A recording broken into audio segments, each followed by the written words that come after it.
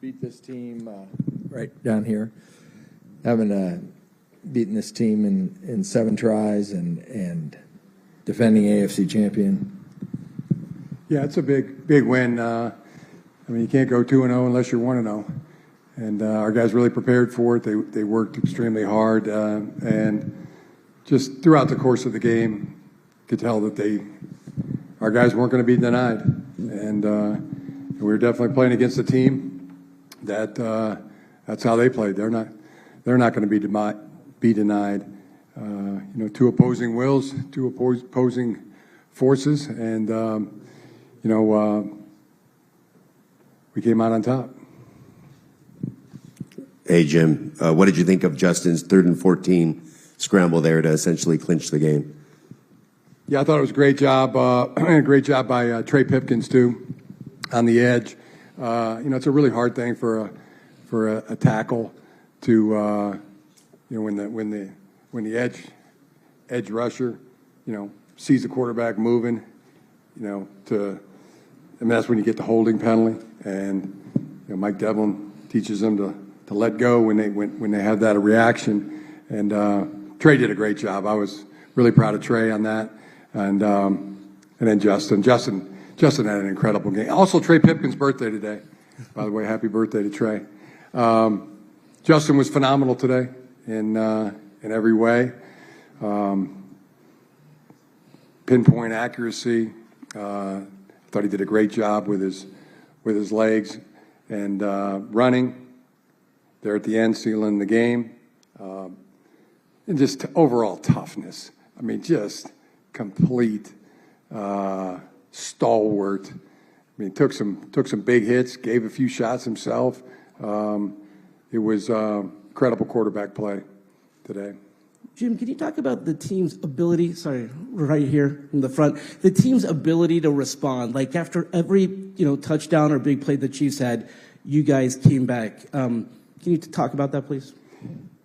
Yeah, we were talking about it on the sideline. I mean, the Chiefs, they weren't going to give us the game, and we were going to have to win. We were going to have to win it, and our guys, as you said, responded every single time. I'm glad you mentioned that.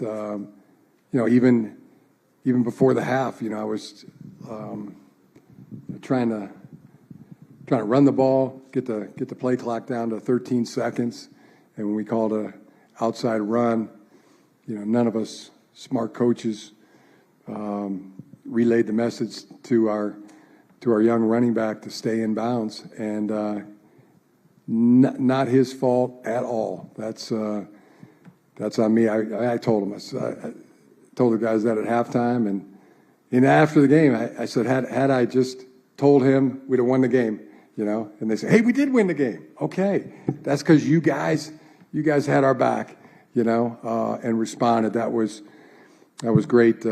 Great job by our players. And then, on that 4th and 1, big 4th and 1 in our territory, give the ball to Amarian Hampton, and he was not going to be denied. It's monumental. It's monumental. It's September 5th, I'll go down in some Charger lore. In my opinion, it was a big win.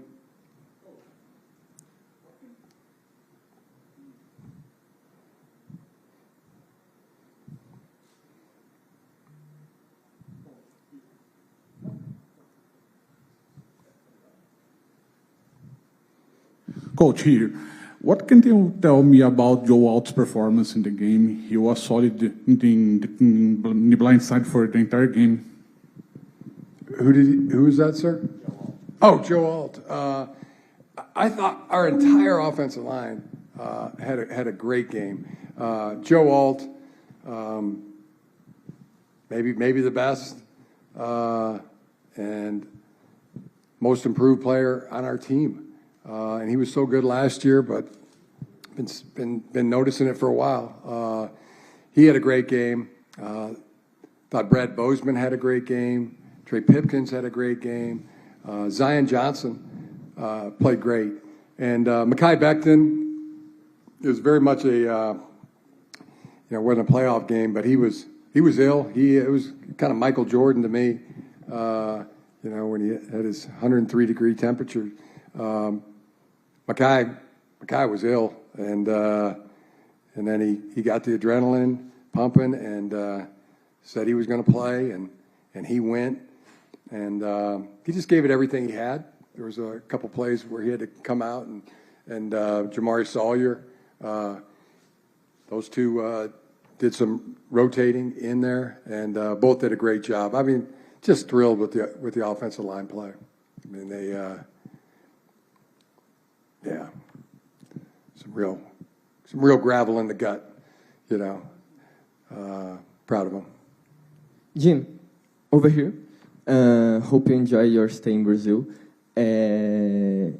Last year we saw the players complaining about the noise from the crowd, don't know when to cheer, when to scream, and all that. You guys were the home team this game, but we saw in the crowds the majority of Chiefs supporters. What went through your mind when you saw all those red waves? And how do you see the reaction from the players playing a hostile atmosphere? I mean, there was no complaints at all. Thought the atmosphere was great, the field was great. You know, everything was A++, and you know, it's been a great trip for us. I mean, Brazil has a real good place in my heart. You know, from now on, and like I said, I'll remember this September 5th game win because it's special. And a big part of it's special because it was right here, you know, and right here in Brazil. And you know, there's nothing that makes you feel more like a man when you compete against a team at the highest level. You know, you prevail, and yeah, when the more travel, the longer the travel, the better it makes. It makes for the feeling of breaking through, overcoming, but it was awesome. It was awesome. This is the first time I've ever gone out to a field pregame, and just took a video because it was such a good atmosphere, and I wanted to send it back to Sarah and the kids. So that's the first time I ever took a video because I was just little hairs on my arm were standing up. It was great all the way. A++. What's up, everybody? Welcome in here to the Truth Serum. You've just seen the post-game press conferences for Patrick Mahomes, Andy Reid, Justin Herbert, Jim Harbaugh. If you enjoyed them, click that like button, subscribe to the channel. Justin Herbert with the game of his career tonight in the NFL. He was absolutely fantastic. And he's why, in Brazil, the LA Chargers defeated Patrick Mahomes and the Kansas City Chiefs by a final score of 27-21. The Chargers start their year off with a victory against their rivals. Kansas City starts the year 0-1.